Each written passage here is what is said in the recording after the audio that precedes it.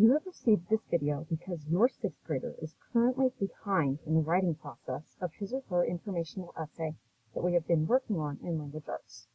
The final draft of this essay is due Friday, May 21st.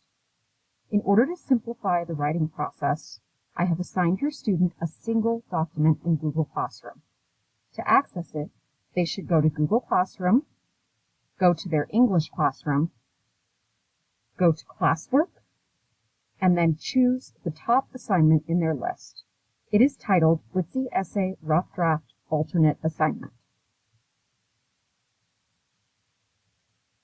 In this document, students will find everything they need to write the rough draft of the essay with video tutorials for each step of the writing process. When students are finished with their rough draft, they should use the Revise and Edit checklist to review their work. This can be found below the rough draft writing area. Then they should transfer their essay paragraphs into the Otzi Informational Essay Final Draft document. If you have any questions or if your child needs help, please reach out to me. Thank you for your support.